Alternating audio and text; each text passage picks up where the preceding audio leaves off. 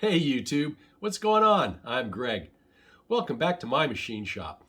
Today we're going to build a rack for my lathe tool holders.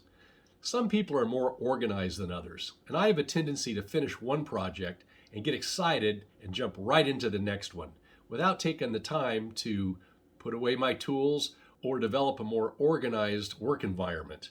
So we're going to take a day off and focus on organizing the lathe workspace. So I started simply by printing this rack on my 3D printer. Holds my Allen wrenches, my chuck keys,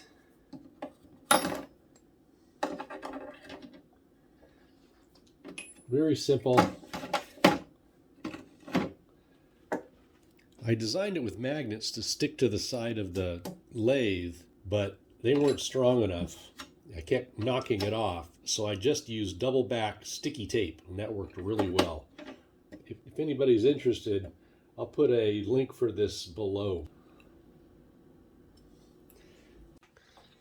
So I'm going to start with this 16th inch aluminum plate, and my goal is to have a place to store my wrenches, my tool holders of course, my drill chuck, and my live center.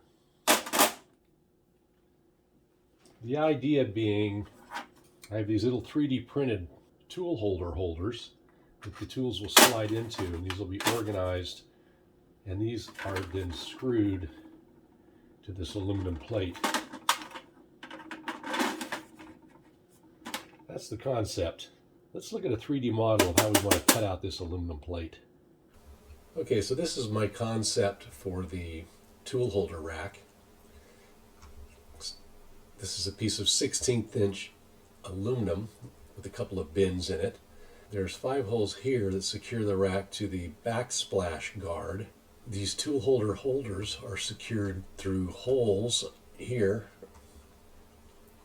This will hold 6 tools. I've got one of them turned around because my boring bar tool is on the opposite side.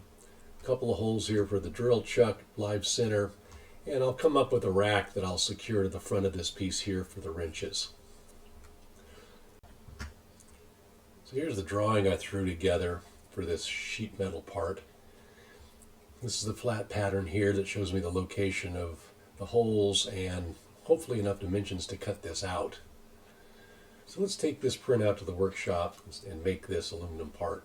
Okay, I was missing a few dimensions, so I added the dimensions for these holes for the live center and the drill chuck. I also moved them back a little bit to give me a room to put a little tray here for my center drills, and I had enough room here for an additional tool holder, so I put that in there. Let me get the die kim out and start laying out these lines onto our aluminum plate.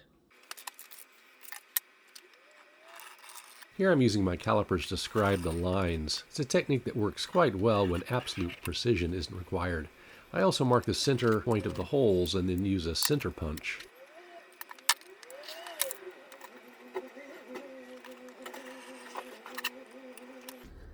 Okay, that should allow me to cut this out. The bandsaw makes quick work of this thin aluminum.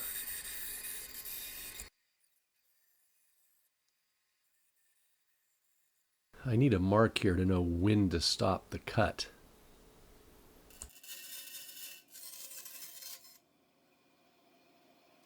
Then it's over to the mill to drill the holes. I use a thick glove because if the drill bit were to grab this thin piece of aluminum and spin it around, it could do some nasty damage. I use the center finder on the punch mark to locate the large hole. I use a large drill bit to rough out the hole. Notice I now have the piece of aluminum clamped because this large drill bit certainly would grab this aluminum plate. Can't hold this one by hand. Then a few passes with a boring bar and my large hole is brought to the proper diameter. Right up to my scribe marks. Little deburring.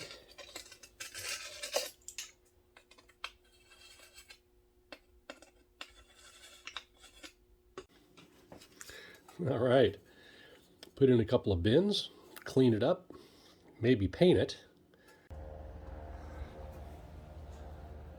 Got everything aligned on the brake. Looking for a 90-degree bend here.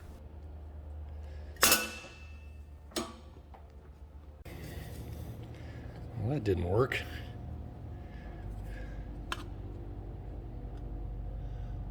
It shouldn't come as a surprise that the 6061 T6 is too brittle to bend, especially as sharp as a bend as I tried to make. So I'm going to have to anneal it, soften the aluminum, and try it again.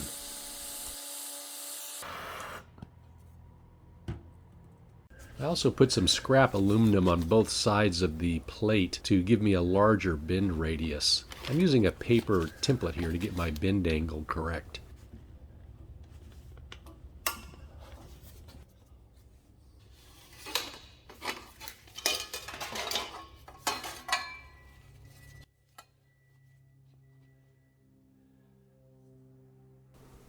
Well, it looks like I got the bend angle that I wanted, but I've got some damage here at this end where I overheated the aluminum. Oh boy, I think I'm going to call that a fail. This part I don't think is usable. I think at the very end, this annealing this portion here would have worked, and I probably could remake this part and make this technique work. But I think the 16th is just too thick, and the 6061 T6 is certainly too hard. It required the annealing to get the bend done. Here I overheated it and melted the aluminum. It's kind of weird. One thing I did learn is a good technique to determine the proper temperature to anneal is to use this die kim. Paint that on here and then heat it. And when the die kim turns black like this, that's a good temperature.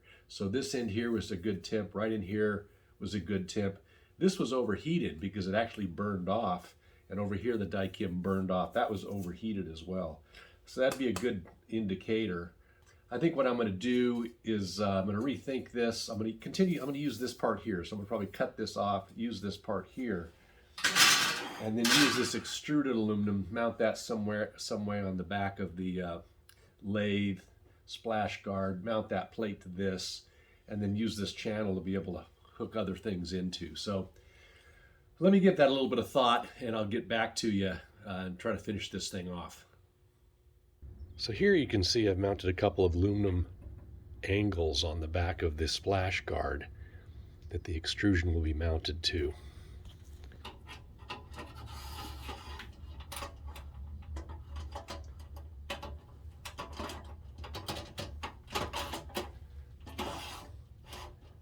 And that'll mount right there like that.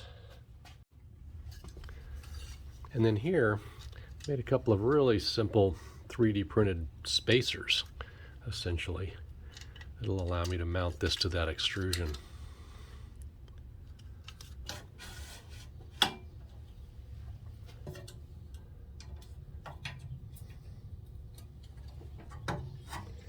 I kind of like this. I'm going to leave this little piece here so I can make a camera mount.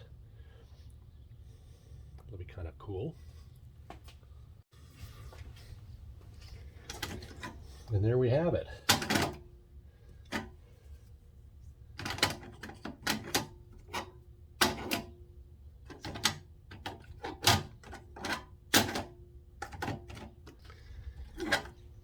So I'll go ahead and zip up all these files, the drawings, the 3D printed STL files for the spacers and these tool holder holders.